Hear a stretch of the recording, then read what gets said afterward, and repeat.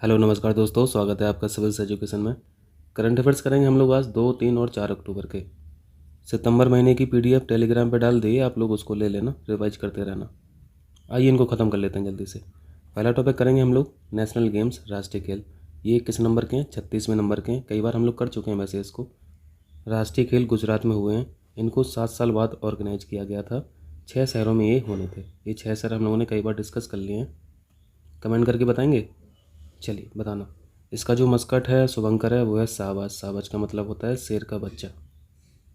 गुजराती भाषा में शाहबाज बोलते हैं और हिंदी भाषा में शावक बोलते हैं। इस बार का जो शुभंकर है, ये बेसिकली एशियाई शेर को, यानी एशियाटिक जो लाइन्स हैं, इनको रिप्रेजेंट करता है। और एशियाई शेर केवल भारत के जंगलों में ही जीवित है। ठीक है। चलिए दूसरा टॉपिक है महेश्वर बांध।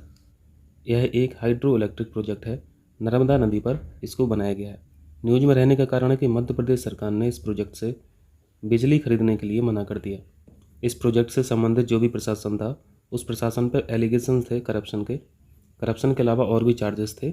इसके चलते मध्य प्रदेश सरकार ने यहाँ पे बिजली खरीदने के लिए मना कर दिया इस प्रोजेक्ट से। तो ध्यान रखना, महेश्वर डैम नर्मदा नदी पर है और मध्य प्रदेश का है। नर्मदा नदी के बारे में देखते हैं थोड़ा। वैसे 90% चीज़ें आप लोग जानती हैं, रिवाइज कर लेते हैं जल्दी से। ये सबसे लंबी नदी है जो वेस्ट फ्लो करती है। वेस्ट फ्लोइंग रिवर है, पश्चिम दिशा में ये बहती है। प्रायद्वीपीय क्षेत्र की पश्चिम की ओर बहने वाली सबसे बड़ी नदी। ये कई बार क्वेश्चन पूछा गया है। विंध्य रेंज और सतपुड़ा रेंज के मध्य होकर बहती है, भ्रंश घाटी से होकर बहती है। और साथ में ये भी जाने यहाँ पे, ढाल पूर्व से पश्चिम नहीं है, फिर भी ये पूर्व से पश्चिम की ओर बहती है। नदी का पानी एक जगह से दूसरी जगह बहता कैसे है? इसको ड्राइव कौन करता है? मेन फोर्स कौन है? ड्राइविंग फोर्स कौन है? ग्रेविटी है ना। ग्रेविटी यानी ढलान, ढाल। तो ढाल तो पश्चिम की तरफ है नहीं, ये फिर कैसे बह रही है पश्चिम की तरफ? वो उसके कारण बहती है, भ्रंश घाटियों के कारण। ओवरऑल ढलान देखेंगे आप तो ये पश्चिम से पूर्व की तरफ देखेगा, लेकिन भ्रंश घाटियाँ बीच बीच में, ये इनका जो इंक्लिनेशन है ये पश्चिम की तरफ है, तो इसके चलते ये पश्चिम दिशा में बहती रहती है। ठीक है। इसका जो सोर्स पॉइंट है ये मैकाल श्रेणी से निकलती है, अमरकंटक के पास। ये सब हम लोग पढ़ते रहते हैं। और इसका जो क्षेत्र है ये कहाँ कहाँ पे बहती है? मध्य प्रदेश से, महाराष्ट्र से और गुजरात से। इस पर बहुत फेमस धुआंधार वाटरफॉल भी स्थित है नर्मदा नदी पर। नर्मदा नदी के मुहाने पर कई द्वीप हैं।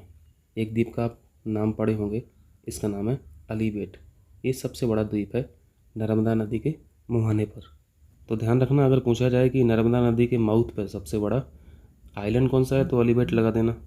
बहुत सारे प्रोजेक्ट भी यहाँ पर रन करते हैं नर्मदा नदी पर। इंदिरा सागर, सरदार सरोवर और महेश्वर। इसके बारे में तो हम लोग अभी पढ़ ही रहे हैं। हो जाएगा तो ना। चलिए नेक्स्ट कीजिए। अंतर्राष्ट्रीय वृद्धजन दिवस यानी international day of elderly persons 1 अक्टूबर को ऑब्जर्व किया जाता है, मनाया जाता है। इसको पहली बार मनाया गया था यूनाइटेड नेशंस जनरल असेंबली द्वारा 1991 में। ठीक है। इस बार की थीम, 2022 की थीम, बदलती दुनिया में वृद्धजनों का अनुरूपण, resilience of older person in a changing world. तो यहाँ पे थीम पूछने के तो कम चांस हैं, क्योंकि थीम में नाम लिखा हुआ है वृद्धजन। 1 अक्टूबर याद रहेगा। चलिए, UNGA हेडक्वार्टर कहाँ पे? न्यूयॉर्क। ये आपके लिए होमवर्क है, जल्दी से बताइए। किस रिवर बैंक पर स्थित है? न्यूयॉर्क। और किस आइलैंड पर स्थित है, किस द्वीप पर स्थित है न्यूयॉर्क? ये 2 होमवर्क हैं, जल्दी से कमेंट करके बताइए। और इसको तो कई बार पूछा गया है, किस आइलैंड पर स्थित है न्यूयॉर्क। चलिए, यहाँ पे वस्त्र शिल्पों की सूची यहाँ पर रिलीज की है यूनेस्को ने। आइकॉनिक टेक्सटाइल क्राफ्ट के बारे में बताया है। भारत में अभी वस्त्र शिल्पों की जो सूची है वो 50 है। अगर पूछा जाए कि भारत में आइकॉनिक टेक्सटाइल क्राफ्ट कितने हैं, तो 50 लगा देना। और इस सूची को जारी कौन करती है संस्था? यूनेस्को। और ये जो टेक्सटाइल क्राफ्ट हैं, ये एक तरह से हमारे कल्चरल हेरिटेज को रिप्रेजेंट करते हैं। ये जो अमूर्त सांस्कृतिक विरासत है, ये क्या होती हैं? हमारे देश की जो मौखिक परंपराएं हैं, ये कल्चरल हेरिटेज है। कलाओं का प्रदर्शन है, कल्चरल हेरिटेज है। सोशल रिचुअल्स जो हैं, सामाजिक प्रथाएं हैं, कल्चरल हेरिटेज है। अनुष्ठान हुआ, उत्सव कार्यक्रम हुआ, जैसे आपने योग पढ़ के रखा है, दुर्गा पूजा पढ़ा है, कुंभ मेला पढ़ा है, इन सबको मिला हुआ है ना दर्जा, तो ये सब अनुष्ठान और उत्सव कार्यक्रम में आ जाएगा। अभी हम लोग देख लेते हैं ये जो अमूर्त सांस्कृतिक विरासत हैं, ये कितनी है? ये 14 है। ये कौन कौन सी हैं? हम लोगों ने वैसे पढ़ के रखा है, जल्दी से एक बार रिकॉल कर लीजिए, चाहे तो स्क्रीनशॉट ले लीजिए। वैदिक जप की परंपरा 2008 में दर्जा दिया गया था। फिर रामलीला भी है, कुटियाट्टम संस्कृत थिएटर है, रम्माण है, गढ़वाल हिमालय का ये धार्मिक उत्सव होता है। केरल के नृत्य हुए, छऊ नृत्य हुआ, लद्दाख का बौद्ध जप हुआ, मणिपुर का ढोलक बजाना हुआ, पंजाब के शिल्प हुए, योग हुआ, नवरोज हुआ, कुंभ मेला हुआ, और अभी जो रिसेंट अमूर्त सांस्कृतिक विरासत है वो दुर्गा पूजा को दिया गया था 2021 में। ये इस तरीके से 14 हो जाते हैं। ठीक है, अभी 14 तो याद नहीं हो पाएगा, ये रिसेंट में याद रखिए, दुर्गा पूजा, उससे पहले कुंभ मेला, उससे पहले नवरोज। ठीक है। अनुष्ठान उत्सव कार्यक्रम के अलावा पृथ्वी और ब्रह्मांड से संबंधित ज्ञान और जो अभ्यास होता है अमूर्त सांस्कृतिक विरासत के अंतर्गत लाया जाता है। ठीक है, पारंपरिक शिल्प कौशल वगैरह इनको भी काउंट किया जाता है। ये इतनी बातें थी यहाँ पे, आगे चलें। चलिए, वैश्विक नवाचार सूचकांक 2022, ग्लोबल इनोवेशन इंडेक्स। देखते हैं यहाँ पे इनोवेशन में हमारी क्या स्थिति है और सबसे ज़्यादा नवाचारी देश कौन सा है, सबसे ज़्यादा इनोवेटिव कंट्री कौन सी है। इस सूचकांक को जारी करने वाली संस्था है बीपो, वर्ल्ड इंटेलेक्चुअल प्रॉपर्टी ऑर्गेनाइजेशन, यानी विश्व बौद्धिक संपदा संगठन। तुरंत गूगल कीजिए और इसका हेडक्वार्टर बताइए। इस इंडेक्स में 132 देशों ने पार्टिसिपेट किया था। इसमें हमारी स्थिति है 40वीं। भारत की रैंक 2022 में 40th है, 40वीं रैंक है, और 2021 में यही रैंक 46 थी, यानी हम लोग इम्प्रूव किए हैं। इस बार भारत के साथ तुर्की का भी स्थान 40वां है। सबसे इनोवेटिव कंट्री जो है वो स्विट्जरलैंड है। यही हमेशा आता रहता है, लगातार 12 वर्षों से इसी का स्थान है। 2022 की थीम देखिए, 2022 की थीम इस बार है नवाचार संचालित विकास का भविष्य क्या है। नवाचार संचालित विकास का भविष्य क्या है, कर लेंगे। चलिए, अब देखते हैं पैसिफिक आइलैंड समिट 2022। इंपॉर्टेंट है इसमें क्योंकि बहुत सारे हम लोग आइलैंड देखेंगे। इस टॉपिक को पढ़ने से पहले आप लोग मैप रख लीजिए, साथ में एटलस रख लीजिए। इस समिट को यूएसए द्वारा होस्ट किया गया है और यहाँ पे अमेरिका ने एक घोषणा की है, फाइनेंशियल असिस्टेंस की घोषणा की गई है इन क्षेत्रों के लिए। इनके लिए फाइनेंशियल असिस्टेंस की बात की गई है इस समिट में। बस यहाँ पे तो इतना याद रखना कि ये पैसिफिक आइलैंड समिट होस्ट किसने किया, अमेरिका ने। अब यहाँ पे देखिए प्रशांत द्वीपीय देश कौन कौन से हैं। यहाँ पे आपको 14 ग्रुप ऑफ आइलैंड्स देखना है। अब मैप को खोलिए, प्रशांत महासागर खोलिए और वहाँ पे एक एक करके इनकी लोकेशन देखते जाइए। ये जो प्रशांत द्वीपीय देश हैं उनमें पहला है Cook Island, Fiji Island, Kiribati Island, Marshall, Micronesia, Nauru, Niue, Palau, Papua New Guinea, Samoa, Solomon, Tonga और 13वां है तुवालू और लास्ट है वनुआतू। इन सभी 14 आइलैंड्स को आप लोग मैप पे एक बार ज़रूर देख लें।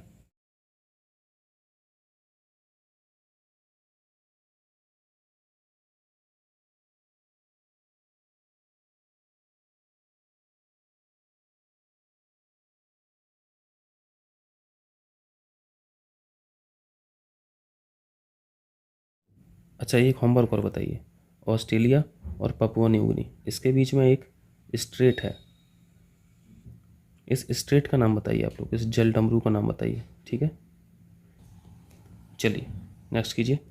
वंदे भारत एक्सप्रेस 2.0, इसको भी हरी झंडी मिल गई है। ये ट्रेन चलेगी गांधीनगर से मुंबई, ये जगह याद रखनी है। इससे पहले भी 2 वंदे भारत एक्सप्रेस ऑपरेशन में तो थी। पहली नई दिल्ली से बनारसी चलती है और दूसरी ट्रेन न्यू दिल्ली से कटरा चलती है। ये 2 ट्रेनें पहले से थी और ये तीसरी आ गई है। ठीक है, अब थोड़ा यहाँ पर देखते हैं। यह स्वदेशी रूप से निर्मित ट्रेन है, automatic semi high speed train है। 160 किलोमीटर प्रति घंटा की रफ्तार से ये दौड़ती है। ठीक है, तो यहाँ पे प्रीलिम पॉइंट ऑफ व्यू से ये चीज़ इंपॉर्टेंट है, गांधीनगर से मुंबई, और ये जो हरी झंडी मिली है वो गांधीनगर से मिली है। चलिए यहाँ पे देखिए, इंपॉर्टेंट क्वेश्चन है एनवायरमेंट इकोलॉजी को लेकर। पखरो टाइगर सफारी, इसको कहाँ पे बनाया जा रहा है। अगर राज्यों के फॉर्म में ऑप्शन में रहे तो उत्तराखंड लगा देना, अगर रिजर्व के फॉर्म में ऑप्शंस रहे तो कॉर्बेट लगा देना। कॉर्बेट टाइगर रिजर्व में प्रस्तावित है, ये प्रस्तावित है, अभी प्रपोज्ड है। कॉर्बेट टाइगर रिजर्व अलग है, कॉर्बेट नेशनल पार्क अलग है। पहले यहाँ पे देख लीजिए, ये जो कॉर्बेट टाइगर रिजर्व है ये बहुत बड़ा क्षेत्र है। देखिए ये जो आपको बड़ा सा गोला दिख रहा है ये कॉर्बेट टाइगर रिजर्व है। अब इसके अंदर देखिए क्या क्या है, इसी के अंदर कॉर्बेट नेशनल पार्क भी है, इसी के अंदर ये जो प्रपोज्ड है पखरो टाइगर सफारी इसको बनाया जा रहा है, जिसके बारे में हम लोग पढ़ रहे हैं। और इसी के अंदर कॉर्बेट टाइगर रिजर्व के ही अंदर सोन नदी वन्यजीव अभ्यारण्य भी है। ठीक है, और ये पूरा क्षेत्र पहाड़ी है, पूरा क्षेत्र पहाड़ी है, हिली एरिया है। कभी कभी क्वेश्चन पूछा जाता है कि कॉर्बेट टाइगर रिजर्व से नदियाँ कौन कौन सी बहती हैं, तो आपको रामगंगा याद रखना है, सोन नदी याद रखना है, मंडल याद रखना है, पालेन याद रखना है, कोसी याद रखना है। ये सोन नदी बिहार वाली मत समझ लेना, ठीक है, वो अलग है, ये अलग है। तो इतनी चीज़ क्लियर हुई। अब यहाँ पे वापस आते हैं हम लोग। अब यहाँ पे हम लोग थोड़ा कॉर्बेट टाइगर रिजर्व के बारे में देख लेते हैं। उत्तराखंड में नैनीताल में स्थित है। 1973 प्रोजेक्ट टाइगर पढ़ते हो ना, 1973 में शुरुआत की गई थी। प्रोजेक्ट टाइगर की शुरुआत ही की गई थी कॉर्बेट नेशनल पार्क में, और ये भारत का पहला नेशनल पार्क है। कॉर्बेट टाइगर रिजर्व का एक हिस्सा है, ये हम लोगों ने अभी फिगर में देखा। इसका जो पुराना नाम था हेली नेशनल पार्क, 1936 में हेली नेशनल पार्क के रूप में इसकी स्थापना की गई थी। कर लेंगे, चलिए। ये नदियाँ याद रखना, रामगंगा के बारे में तो पूछा है कई बार। उत्तराखंड में यहाँ पे और भी प्रोटेक्टेड एरिया हैं, देख लीजिए। नंदा देवी नेशनल पार्क पढ़ते हो उत्तराखंड में, फूलों की घाटी नेशनल पार्क पढ़ते हैं, राजाजी नेशनल पार्क पढ़ते हैं, गंगोत्री और गोविंद। ये जो आपने 5 अभी नेशनल पार्क देखे, ये उत्तराखंड के हैं, जिसमें से नंदा देवी और फूलों की घाटी नेशनल पार्क, ये दोनों क्या हैं, ये वर्ल्ड हेरिटेज साइट में सम्मिलित हैं, इंक्लूड है, ठीक है। वर्ल्ड हेरिटेज साइट कितनी है टोटल, पिछले वीडियो में हम लोगों ने सीखा था ना, 40 है। अभी तक की स्थिति 40 है। चलिए, विश्व पशु कल्याण दिवस देखते हैं, इम्पोर्टेंट है। 4 अक्टूबर को हर वर्ष इसको मनाया जाता है।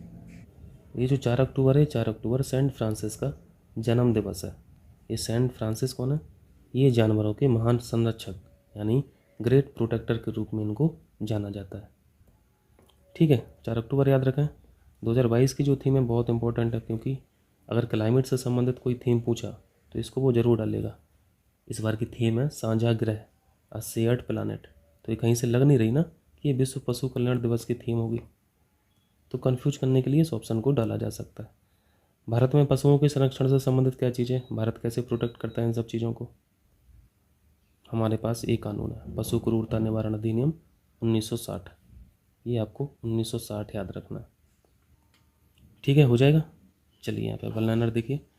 भारतीय mobile Congress, Indian mobile Congress 2022 कहाँ पे आयोजित हुई है, नई दिल्ली में। 5G सेवाओं की शुरुआत की गई है।